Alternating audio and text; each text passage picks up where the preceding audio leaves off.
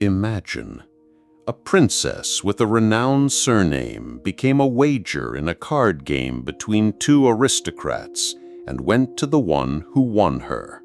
But instead of disgrace, she gained freedom. Why did a society lady become a living trophy? And how did she turn humiliation into a personal victory? Watch until the end. This story will shatter everything you thought you knew about female weakness. He gambled his wife away. It sounds like a joke for the card table, a vulgar anecdote from a cheap almanac. But no, this is an episode from the real life of a woman whom history tried to reduce to a curiosity. Princess Vyazemskaya, Maria Grigoryevna, a daughter of a noble family, raised in an atmosphere of strictness, taste, and dignity, was once put on the line, not figuratively, not as an allegory, but literally. Her name was spoken in the terms of a card contract between two men, where her consent was of no interest to anyone. She was like the last trump card in a desperate player's hand, like a porcelain trinket put up for auction for a bored public. Beauty, nobility, youth, none of it became a shield. All of it made her a particularly valuable stake. So said rumor, so claimed contemporary letters, memoirs, and social gossip. So it was recorded, and so it was remembered. Usually in such stories, characters are simply divided: the debauched, the innocent, the savior. But life is not an anecdote, and Maria's story is not one of loss, but of transformation. Because being put on the line is merely a starting point. Much will follow: love, betrayal, social downfall, royal favor, and eventual victory. But it all begins with one outrageously dramatic scene, what would be called the scandal of the century today. If you think all of this is an exaggeration, just consider, how often have women been turned into prizes? How often has a woman's fate depended on another's desire, whim, or calculation? This story is not about cards, it's about power, about the price of a woman in a world where male honor was measured not only in blood, but also in stakes. And now imagine, you are Maria, you are 19, you are getting married, as is customary in your circle. And just a few years later, in the hushed atmosphere of an aristocratic club, smelling of tobacco, musk, and losses, your name is whispered down the rows. You, Princess Vyazemskaya, have been gambled away.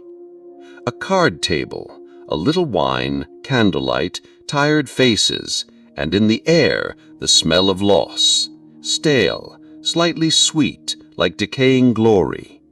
It was in such an atmosphere, according to malicious tongues, that something happened that seemed excessive even in the liberty-loving 18th century. Prince Alexander Golitsyn, a descendant of an ancient lineage, wearied from a string of losses, put his wife on the line. Not a metaphor, not an image, but a living woman, his wife, Maria Grigoryevna. Perhaps he himself didn't immediately grasp how far he had gone. The game was no joke. By the time of the fateful hand, Golitsyn had already managed to lose estates, stud farms, porcelain collections, and even family portraits. He lost quickly and with a sort of masochistic fervor. He seemed determined to hit rock bottom and dive deeper. Only one thing remained, possession of which still elevated him somewhat in the eyes of society: his wife, beautiful, exquisite, brilliant Maria. His opponent was Lev Kirillovich Razumovsky, a descendant of the famous favorite of Empress Elizabeth Petrovna, with an ancestral memory of power, grace, and the art of being in the public eye. He was younger, sharper, more charismatic. Some claimed he had long been in love with Maria from her first appearance in society. Others that he simply wished to take revenge on Golitsyn, not only in the game, but in life. The stakes were formulated with extreme simplicity. If Golitsyn won, he would get back what he had lost. If Razumovsky won, he would take everything, including the soul of the wife. That's what they called it, the soul, not the body, not property, but the soul of the wife. These words conveyed everything, a poetic guise and a cruel essence. Soul implied the entirety, the woman as an object of possession. Her voice, her will, her personality, all dissolved into the terminology of a card game. Confident observers of society, with a glass in hand and a slight smirk, recounted the episode as something piquant, as if it were a comedy of errors. They laughed, made guesses. How did Maria look when she found out? What did Golitsyn say after losing? People accustomed to luxury eagerly devoured the misfortunes of others, as if it were part of their dinner. Historians, of course, debate. Did it all really happen this way? Could an official representative of a noble family have taken such a step? Where is the evidence? Where are the documents? But there's no smoke without fire, and in this case, the fire blazed at all levels. In private correspondence, in ballroom gossip, in the records of guests and contemporaries. Perhaps the very phrase, "put his wife on the line," was a figure of speech, a hyperbole. But it is no less likely that it was terrifyingly literal. For many surrounding Golitsyn, however, this situation did not seem out of the ordinary. A woman as a part of a dowry, as a bundle of names, as a guarantee of an alliance. What was new in that? He simply went a step further. He turned the conditional into the explicit, the social contract into a card game. The game ended quickly. They said Golitsyn tried to bluff, but his face betrayed everything.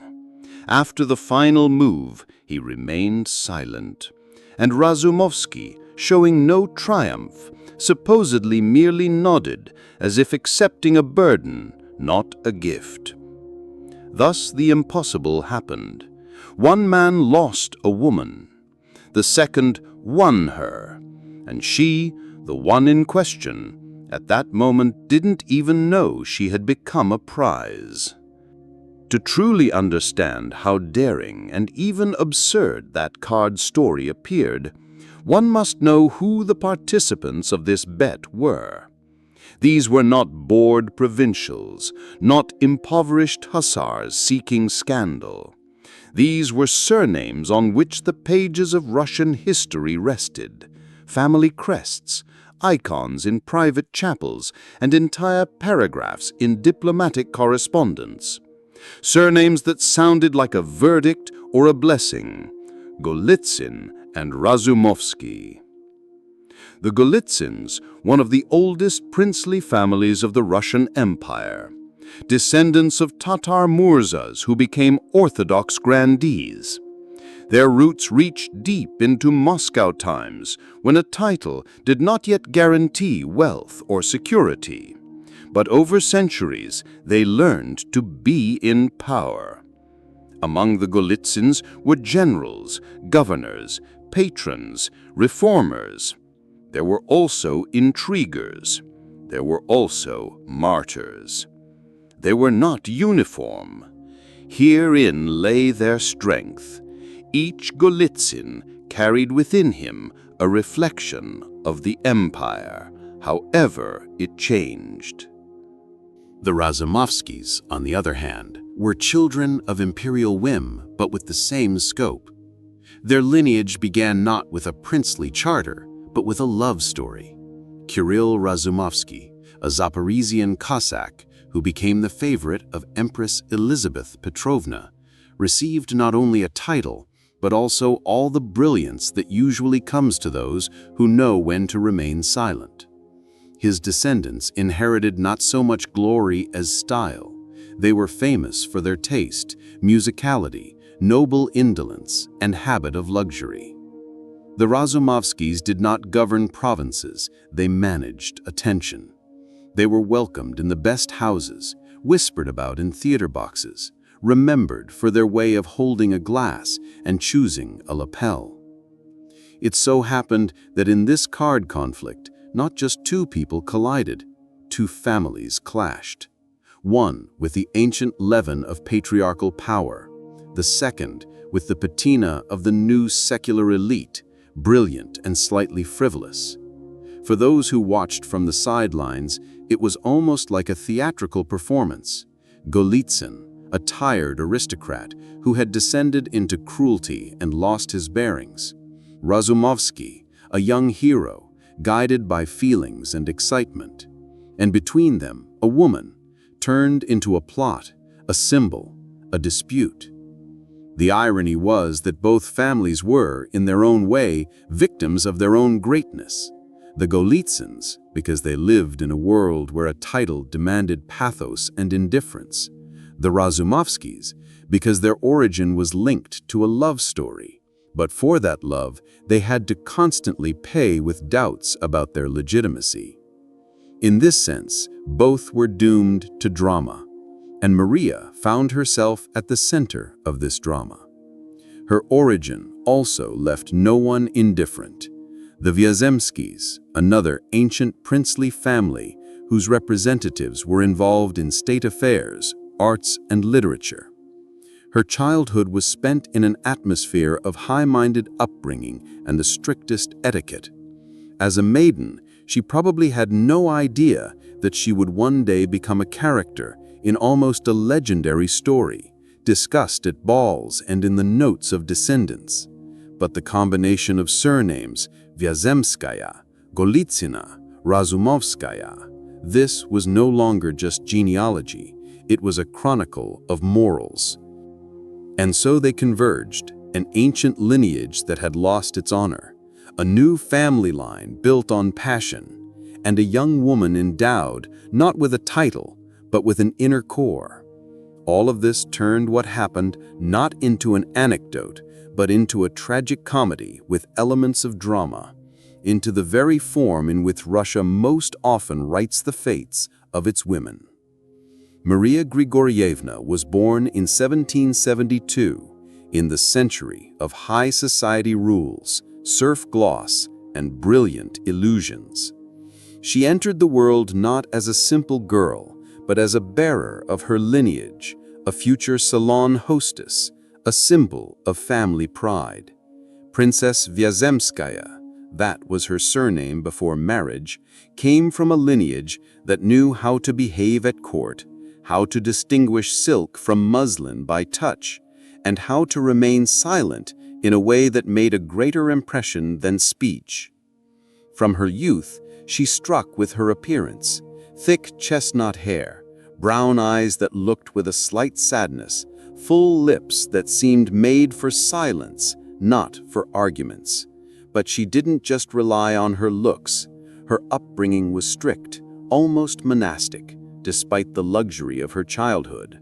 Lessons in music, French literature, dance, and theology went hand in hand with instructions on duty, patience, and dignity.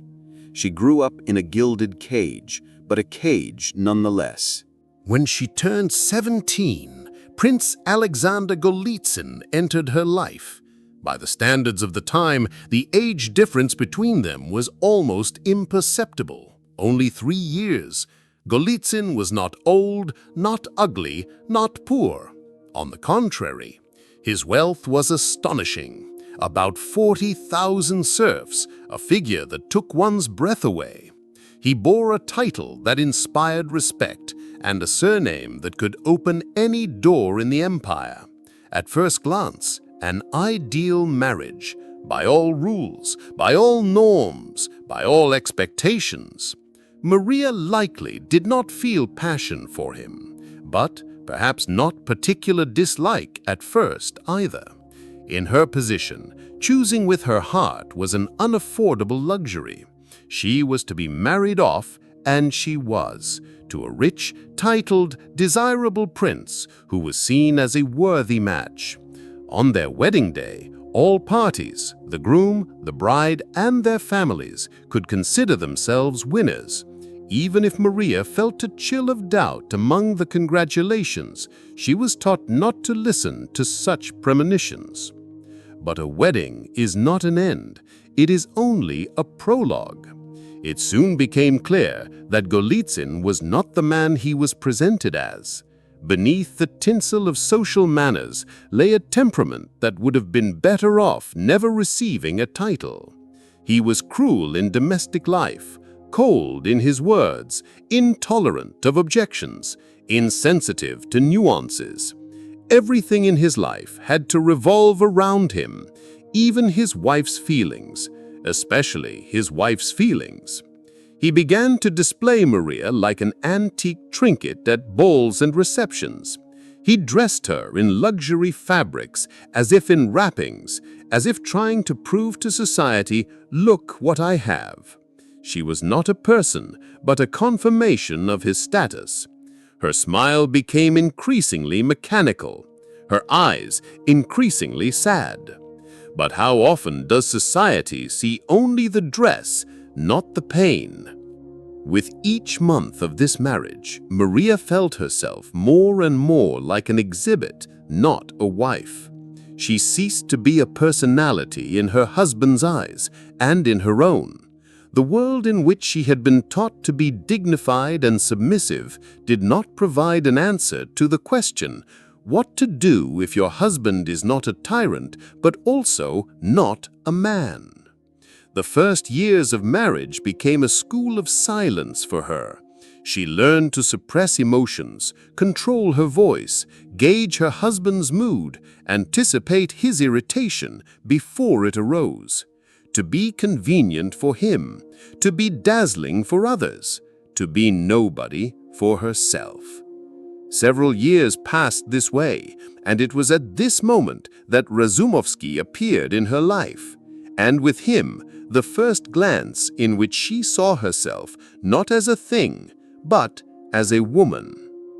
Prince Alexander Golitsyn had everything a young nobleman of the late 18th century could desire: a title, wealth, connections, an aristocratic name behind which lay centuries of service and glory. But, as happens too often, the more a person had on the outside, the less they had on the inside. He was called cosa rara, a rare thing. Formerly, this could be considered a compliment, but Moscow society attached a completely different meaning to this nickname. Not a rarity, but rather a curiosity, a tasteless eccentric, a figure evoking not admiration, but awkward bewilderment. He was not mad, he was not a villain in the classical sense. He was simply immensely self-assured. A man convinced that the whole world was his stage and everyone else his supporting cast. He was born with a sense that everything was permitted: anger without consequence, rudeness without shame, and even extravagance without limits. And he followed this logic with frightening consistency. His servants lived in fear, his serfs in poverty, but Golitsyn himself continued to host feasts as if wine could drown out reality. Maria in his life was not a wife, but proof. He dressed her as some collectors dress porcelain figurines, just to make them shine, just to provoke envy. She walked beside him like a living accessory, always beautiful, always silent. He loved her beauty, but not her soul. Or perhaps he didn't notice that she had a soul. She was a beautiful silhouette against the backdrop of his ambitions. Golitsyn did not raise his hand, did not make scenes, did not smash dishes. He simply destroyed, slowly. With words, with neglect, with endless exhibitionism. His balls were showcases of his superiority. He led her by the hand, showed off her dresses, smiled at guests, and did it all with the strained pride of a man who saw his own achievement even in his wife's beauty. He did not listen. He did not show interest. He did not ask. She existed in his world as a mandatory part of the entourage, like a detail of a noble interior. To be near him meant to gradually disappear.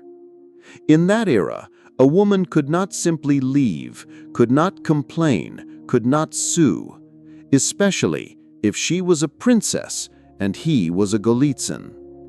He could lose money, burn through his fortune, give away lands, and no one would condemn him.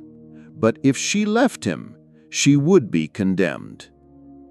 It was in such a glossy captivity that her life passed, the sparkle of the facade, the rot within. It is hard to say when she stopped hoping, probably in the first year, perhaps later. But over time, her face became quieter, her gaze more cautious, and her posture straighter. It was not pride, it was learned resilience, the very kind that allows women to wear crowns of ice and not drop them, even in solitude. Naturally, his behavior was noticed. Muscovites, with their eternal penchant for sarcasm, discussed his manners, his vices, his inability to behave like a gentleman. But within the coordinate system, where titles decided everything, Golitsyn himself remained a decent match. Even if they laughed at him, even if they despised him, no one dared to condemn him directly. He was invited to parties, to masquerades, handed glasses of champagne. This was one of the most subtle forms of impunity. You are despised, but they continue to bow. He did not hit Maria, but what is worse, physical rudeness or the invisible kind. When year after year, the person next to you denies you the right to be an individual, it is not just neglect, it is erasure. And it was at this very moment, against the backdrop of this erasure, that another man appeared. A completely different one. At one of the balls, amidst the hum of violins and the crystal clinking of glasses, it all happened, whether it was a random glance or a premonition. Count Lev Kirillovich Razumovsky noticed her not immediately, but as if he remembered her, as if he saw not a woman of society, but a memory of something real, something fleeting. In a room full of splendor and lively laughter, she stood slightly aside, Maria, in an emerald dress with embroidery, with a diamond necklace, a seal of silence on her face. Beautiful to the point of being painful to look at, not from beauty, but from the way she gazed at the hall, seeing no one. Rumors about Golitsyn had been circulating for a long time. They said he had become irritable, withdrawn, was often missing in clubs, gambled, drank, forgot himself. His wild escapades were discussed at card tables, during theater intermissions, at confessions. But when it came to Maria, the tone changed, because she did not complain. Not with a word, not with a gesture, not with a glance. And it was this silence that cried louder than any tears. Razumovsky was not looking for intrigue. He was not a hunter of other men's wives. He might have been frightened by the strength of his own feelings. But something broke in him that night. He began to take an interest in her, as a scholar is interested in an ancient manuscript, with reverence, with apprehension, with caution. He learned the details, who she was, what her daily routine was, whom she received, where she was alone. He invested more passion into these searches than into social courtship. He studied her without touching her. At first, he thought of acting like a man, challenging Golitsyn to a duel. Shots at dawn, blood on white gloves, Maria's name as a banner. But something stopped him. Not fear, but understanding. Violence is his language, not hers. If Maria was a prisoner, then the key to her liberation did not lie in a pistol case. Then he devised another plan. Gambling. Cards. The eternal sin of the noble class. The perfect pretext if one needed to get something and not ask permission. Razumovsky began to appear where Golitsyn frequented. He waited. He played. Cautiously, patiently. He created an atmosphere of trust. He needed Golitsyn to offer the game himself, not immediately, not directly. And one day it happened. In a club, amidst gold, tobacco smoke, and cards, Golitsyn proposed a deal, impulsively, thoughtlessly, without realizing what he was doing. Or, on the contrary, fully aware. And so began a game where not just fate was played for, but honor, life, freedom. The woman, who knew nothing, slept in her room that night, thinking the day had been tiring, and tomorrow, perhaps, everything would repeat itself. She did not know that her fate had already been dealt, and that someone was now placing a bet for her. The night it all happened entered social legend as one of those moments where propriety pretends nothing has happened, but reality refuses to obey the rules. A Moscow club, the grandeur of a classicist hall, walls saturated with tobacco, old rum and male ambitions. In the air, the hum of voices, the rustle of cards, the clinking of glasses, and the almost physical presence of destiny. It doesn't shout, it doesn't knock. It just stands somewhere in the corner and watches. They said it all began calmly, like a normal evening. Several hands in which Golitsyn first won, then lost his rhythm. Razumovsky, calm, almost languid.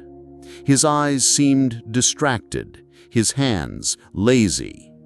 He was not playing, he was waiting. And Golitsyn, hot-tempered, with frayed nerves and the inevitable flush of wine on his cheeks, took the bait of this apparent indifferent gamble. He raised the stakes. He drove the game forward like a drunkard on a troika. He was no longer a man, but a fever. Then, a pause. The moment when the cards were dealt but not yet revealed. It was then that the words were spoken which became both a curse and an anecdote simultaneously. Golitsyn, perhaps with a smirk, perhaps with despair, announced, "If I lose, I'll leave you everything, and Maria too." Maria, by name, without title, without respect, simply as another stake. Someone coughed nearby, someone raised an eyebrow, but no one stopped it. Everyone was a spectator, everyone a silent accomplice. The hand didn't last long. 5 minutes, perhaps 7. For history, 1 is enough. The cards fell, the bet was made, and Golitsyn lost. not by the hand of fate, not by chance, but as if voluntarily, as if he wanted to get rid of debts, responsibility, marriage. He didn't swear, he didn't flare up, he simply fell silent. At that moment, even the most indifferent participants of the scene felt something irreparable had happened. They said that the next morning he was found in one of the club's private rooms, sitting in an armchair, with an unfocused gaze, surrounded by clouds of smoke, a glass of neat alcohol in his hand. He muttered something, as if justifying himself to an imaginary judge. They did not comfort him. They avoided him. No one knew how to behave with a person who not only lost, but broke the unwritten code of the estate: do not turn your wife into a thing. And in another part of Moscow, according to rumors, a carriage stood. A lackey held the door. Inside, Razumovsky. He wasn't smiling. He wasn't rejoicing. He was just waiting. Maria was led out almost silently. She was told that the prince had left, that she needed to get into another carriage. Everything happened quietly, matter-of-factly, as if this were not a turning point in her fate, but an ordinary change of route. Razumovsky took no houses, no land, no silver. Everything he could have demanded, he left to the Golitsins. He wanted only her. One person, one soul. Everything else nullified. This was not a victory.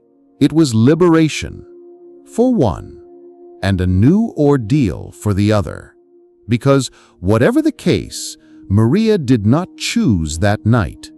For her, they decided again. Another step was taken in her life, without asking, without explaining, only this time with a different outcome.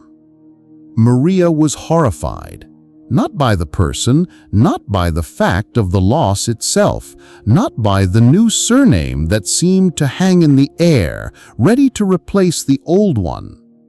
The horror was of a different kind. It did not scream or beat its chest, did not break walls or demand revenge. It was that special horror that a person experiences upon suddenly realizing that in the eyes of others, they have long ceased to be themselves. That they, alive, breathing, thinking, do not exist. There is an image. There is a shadow. There is a lady in a necklace who can be put on a stake. She, Princess Vyazemskaya by birth, a woman from an ancient lineage, with a pedigree reaching deep into time, with a refined bearing, with learned resilience. There was no hysteria in her reaction. There was no triumphant departure either, only stunned silence, as after a strong blow, when the body is still breathing but doesn't understand what has been done to it. She did not intend to become a heroine of a drama. She did not play at love. She did not build illusions. But she was not a thing, never. But now she had become one, not through the fault of Golitsyn alone, through the fault of the entire world that allowed it, that approved it with silence. She was put on the line, like a captive soul, and this broke the main thing, her inner verticality, the realization that honor no longer protected. A story in which a woman becomes a stake can easily turn into an anecdote, into a retelling that devalues pain, into a social tale with a glossy surface. But therein lies the tragedy. Where everyone laughed, she realized if she stayed, she would disappear completely. If she left, she would be condemned.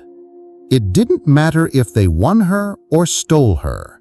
The main thing was that no one asked, no one thought that she was alive, that she felt. And yet, she left. Not immediately, not blindly, but with a silent understanding that to return would mean betraying herself. By then, Golitsyn was no longer demanding anything, neither forgiveness nor return. He was silent, as if he didn't notice that he had lost his wife, as if he himself had exhaled her from his life. Her existence in his house had become inconvenient, as a reminder of a lost game that he had played voluntarily. Razumovsky, on the contrary, demanded nothing. He did not insist, did not hurry. He was there as an opportunity and nothing more. Perhaps that was the difference. One turned her into currency, the other into an equal. He was not saving her, he was simply waiting for her to decide for herself. And she decided. First internally, then externally. Behind it was not love, not romance, not impulse. Behind it was self-protection, the salvation of her personality. If she had stayed, history would have forever remembered her as the one who was put on the line and left. But by taking a step, she changed the game. Now she was not a trophy, but a player. It was a time when a woman was allowed almost nothing, especially a noble, married, public woman, even less so a princess. Every gesture of hers was read, every decision was discussed, but despite all the risk, she did the impossible. She left her husband without breaking, and in this her greatness. It was not an escape, it was a return to herself. They said she acted brazenly, that she broke the order, that she stepped out of her assigned role. They, meaning society, the very same society that with pleasure savored the details of the card story, discussed her dress, her gaze, her stubborn silence. But as soon as Maria took a step aside, a step to defend her own destiny, society immediately replaced its mask of admiration with the guise of condemnation. She left Golitsyn's house not with a cry, not with a parade, but almost in English, quietly, collectedly, with dignity. But behind her back they immediately began to whisper, shameless, flighty, in love with the young count, as if only that could explain why a woman would leave her husband. No one wanted to talk about abuse, about coldness, about the card deal. It was easier for society to imagine that she had become infatuated, that she had succumbed to temptation, that she had fallen. Maria, meanwhile, sought not a romantic finale, but legal liberation. The formal dissolution of her marriage to the prince became not only a personal matter, but almost a state one. Divorce in that era was a rarity, an almost impossible privilege, especially for a woman. The church, as a rule, did not interfere in secular dramas, but in this case it intervened, because, as rumors had it, Maria's relatives, influential and persistent, managed to convince the right people. Such a marriage was not a marriage at all. A union in which a woman is displayed as a thing loses its spiritual power. What saved her was not so much influence as precedent, and perhaps sympathy, because even in the driest offices there were those who understood it couldn't go on like this. She was granted permission, official, though not published. The papers did not make it into the archives, or they were hidden or destroyed. But the fact remained. The union with Golitsyn was dissolved, not loudly, not publicly, but definitively. And then, in 1802, Maria married Lev Razumovsky without a lavish ceremony, without invitations for half of Moscow. The wedding was quiet, almost modest, as if they both knew society needed time. And still, it was enough to cause a storm of gossip. The marriage is declared illegal, said some. Golitsyn silently permitted it, others asserted. A deal, a contract, a comedy, shame. Fragments of these words hovered at balls, in drawing rooms, in antechambers, where lackeys froze, listening through the crack. But Golitsyn himself, to everyone's surprise, made no attempt to get his wife back. He did not complain. He did not protest. He seemed to have erased her from his memory, or erased himself. Some claimed that he even continued to maintain friendly relations with both Razumovsky and Maria herself. A paradox of the era. The one who lost harbored no malice, while those who won remained under suspicion. In the eyes of society, this was not a romance, but a strange chess game where no one knew who was the king and who was the pawn. And although Maria now bore a new name, Countess Razumovskaya, she was still met as a woman with a tarnished reputation. After all, she had chosen, and a woman who made a choice was a threat, even if that choice was not for passion, but for survival. But everything changed the moment fate itself intervened, or more precisely, when it was embodied by a living person standing above all secular courts. The rare moment arrived when a single gesture of a person with absolute power could reshape not only a personal destiny, but also public opinion. In Maria's life, this gesture was a dance.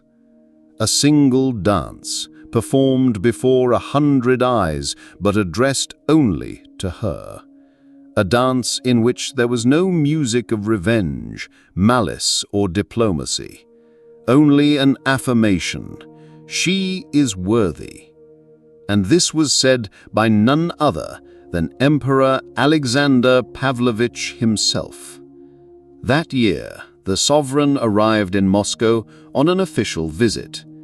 The city was in turmoil: receptions, illuminations, conversations about war, politics, morality, and of course, balls, the main court of human masks.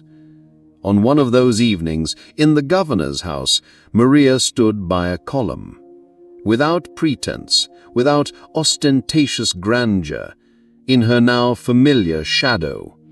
No one turned away, but no one approached either.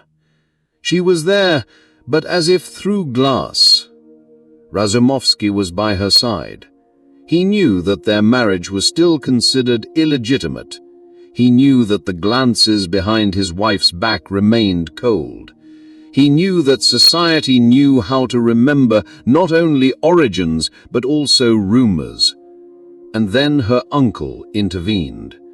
They say he petitioned at court, reminding them of the family's merits, loyalty, and true nobility. History silences on whether he asked for mercy, but it was granted, not in the form of paper, not in the form of a decree, but as a pure human act of recognition. When Alexander approached Maria, all present turned. The sovereign rarely made such a demonstrative choice. He looked her directly in the face, as one looks at those one wishes to recall from exile. And he said, "Madame la Comtesse, voulez-vous me faire l'honneur de danser une polonaise avec moi?" This question, spoken in French, as was customary at the time, meant much more than an invitation to dance. It was an affirmation of her title, recognition of her as a countess, officially, publicly, undisputably. After all, if the emperor himself asks you to dance, it means you exist, not as a rumor, not as a whisper behind someone's back, but as a figure at court. And if he calls you countess, it means that for everyone else, you are precisely that. From that moment on, Maria Razumovskaya ceased to be a questionable wife. She became a full-fledged lady in the eyes of society, in the language of etiquette, in the lists of invited guests. Doors that had been ajar before now swung open, and not because people suddenly felt sympathy, but because power signaled, she is one of us. But more importantly, she was recognized not only as Razumovskaya's wife, she was recognized as a woman who had endured insult, preserved her dignity, and refused to be trampled in the mud, even when pushed there. This recognition did not erase past pain, did not return lost years, but it put an end to the story of humiliation. Alexander was a subtle politician. He understood sometimes a ball is not a celebration, but a tribunal. And that night he passed judgment not on her, but on her accusers. He placed her in the center of the hall, offered her his hand, and led her in a dance as his equal. Maria was no longer a thing, nor a stranger. She had once again become herself. What happened later was no longer a scandal nor a miracle. It was a formalization, legal, bureaucratic, almost detached. In 1809, 7 years after their wedding, the marriage of Maria and Lev Razumovskaya was officially recognized. Not suddenly, not with fanfare, not by a command of the heart, but in silence, with seals, signatures, and that particular Moscow indifference that often hides the echoes of vanquished shame. By then, everyone had grown tired of talking. The scandal was tired of being a scandal. The story had burned out. New surnames, new romances, new falls had come into fashion. Maria became part of the landscape, a countess with a shadow of the past, but with impeccable behavior. Reserved at receptions, courteous in society, terse in private life. She never spoke about that game, never clarified the terms, never commented on her first marriage or her transition. Her silence became a shell, not cold, but protective.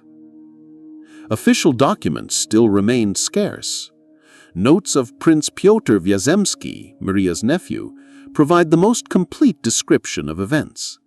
It was he who recorded a dialogue with the emperor, described the balls, expressed sympathy and admiration. But he was also a poet, not a notary. His words are noble, but not conclusive. The archives are silent. Or perhaps they were purged. After all, history, especially court history, dislikes unnecessary specifics. Nevertheless, recognition did occur. Maria became a countess not only in address, but by law. Society was forced to accept it. Those who had recently whispered behind her back now bowed their heads. Even the most zealous moralists understood to fight a decision blessed by both the church and the emperor meant going against the very system they protected. Perhaps herein lies one of the deepest humiliations of the era. A woman could only be recognized when men recognized her. When a priest sealed it, an official recorded it, an emperor blessed it.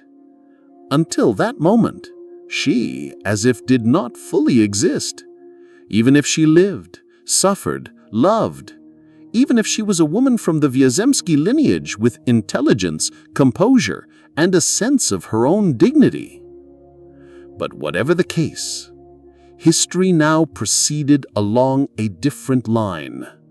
The card game became a fable that no one disputed, but no one confirmed either. It seemed to hang between fiction and truth, and Maria herself seemed to accept this, because truth for her was no longer a matter of public recognition. It became a matter of personal memory, and of the memory of the one who was now by her side. The lost marriage completed.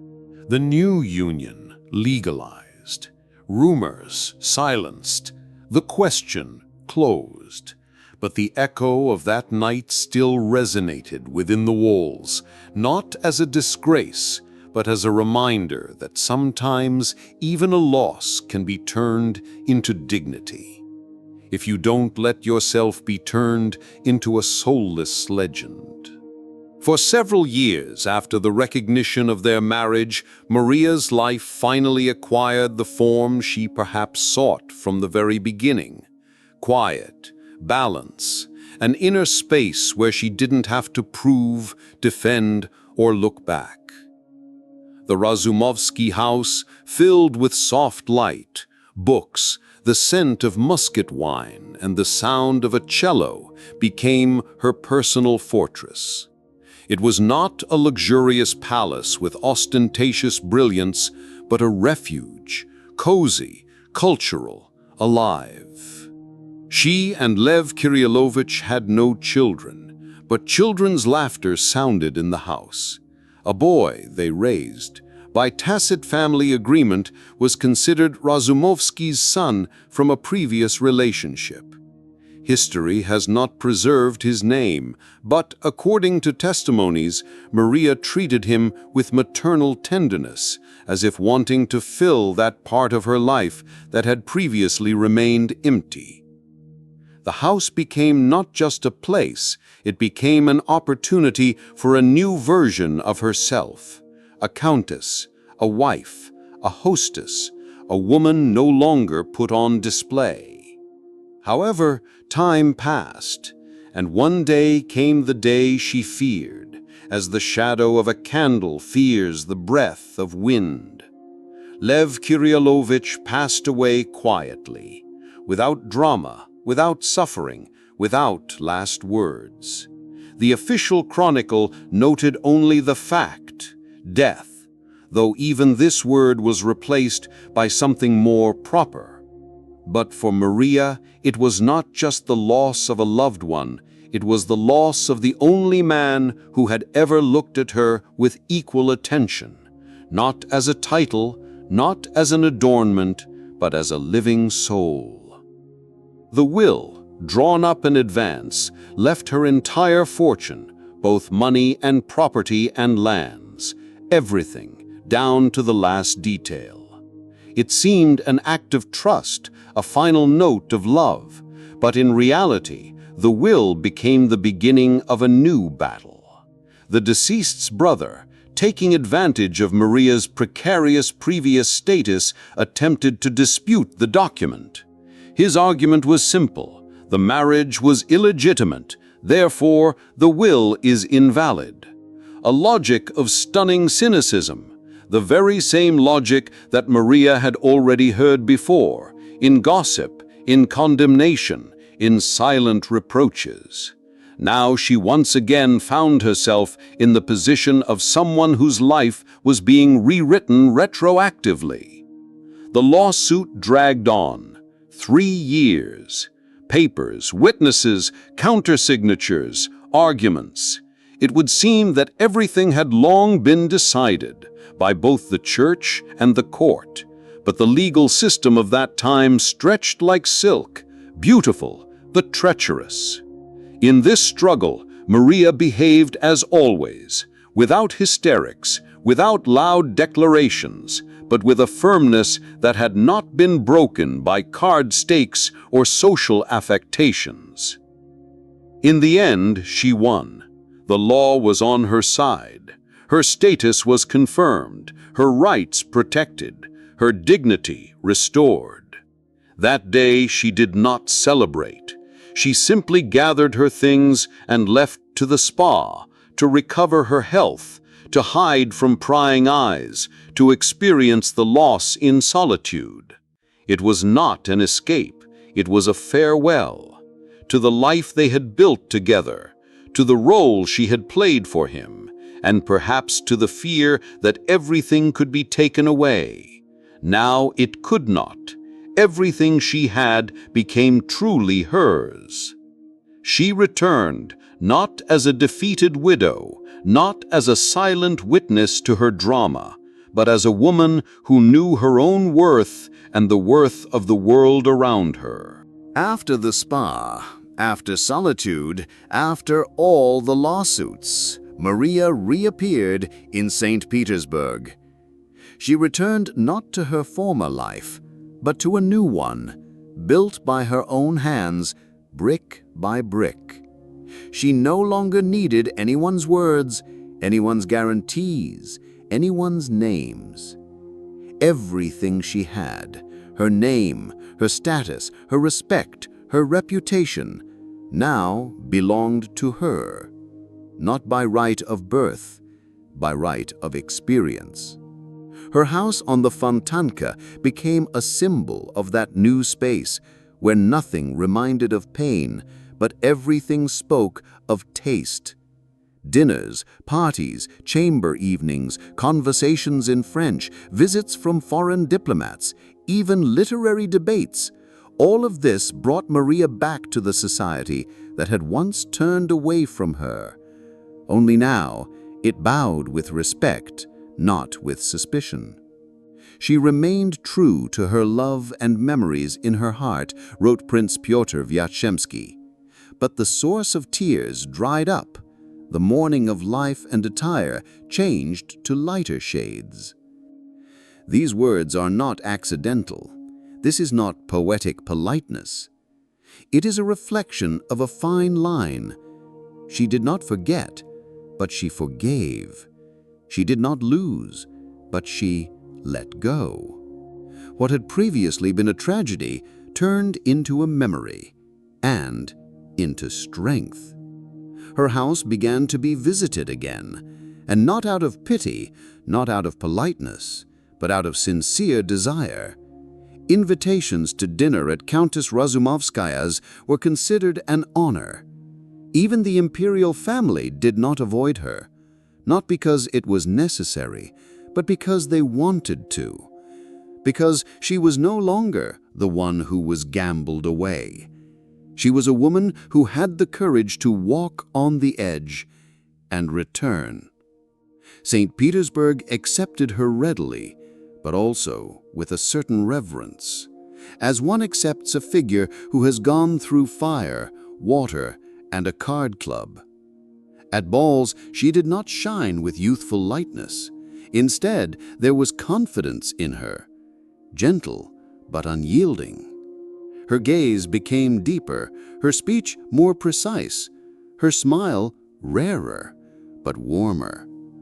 Even her dresses spoke for her, not ostentatious luxury, but thoughtful style.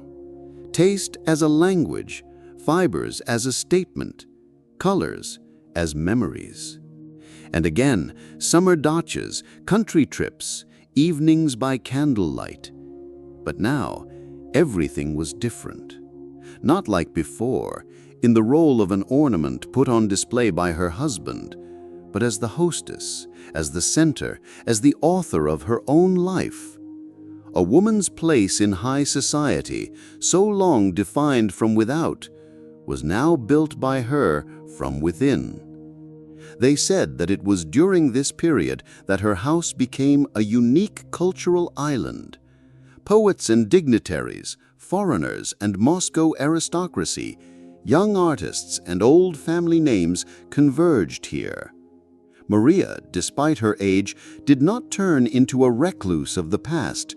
She continued to live with curiosity, with kindness, with dignity. In her maturity, Maria Grigoryevna became a woman who was difficult to overlook, not because of her dramatic past, but because of a special, unfading inner strength.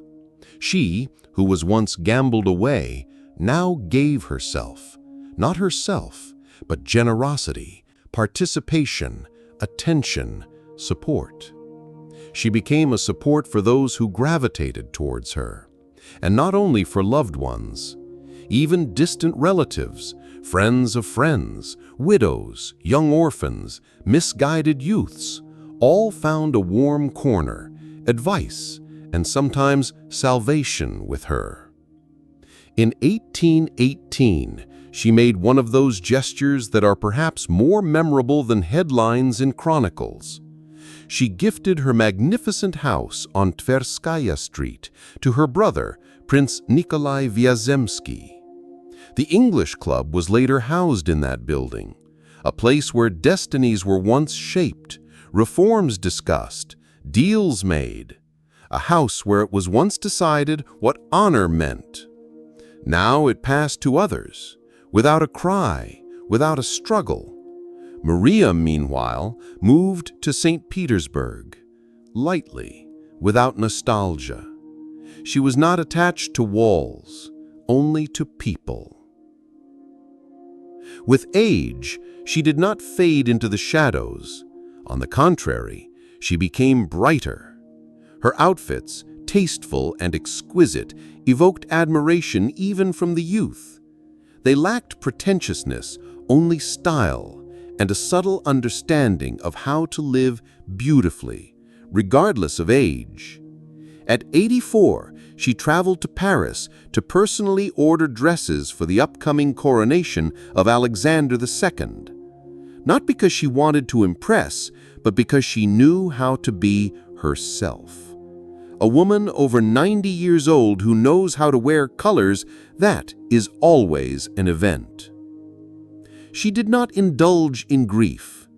Grief lived within her, quietly, deeply, almost imperceptibly. In her prayer room, away from balls and bustle, portraits of Razumovsky were kept, not as symbols of the past, but as an inner altar of her memory. She did not put her tragedy on display. She lived with it, carefully, without showing it off. Friends and contemporaries recalled that Countess Razumovskaya retained a bright mind, a warm smile, and a clear gaze until her old age. She could talk to a general, a writer, a young midshipman, and found common ground with each. But most important is she no longer allowed anyone to decide for her. There were no more card stakes in her life, only choice. When she passed away, she was 93 years old. It was 1865, and the era had already changed. Russia stood on the threshold of new upheavals. Those who knew her in her youth were in the ground. Those who had heard of her did not always believe that such a story could be true, because it too closely resembled a novel. But Maria Grigoryevna was not a fabrication. She was a woman of flesh and blood, of honor and silence, of pain and dignity. She departed not defeated, but completed, not mourned, but remembered. She was called a countess, but to many she remained Princess Vyazemskaya, not by title, but by spirit. A woman who was tried to be reduced to an anecdote, and she responded with life.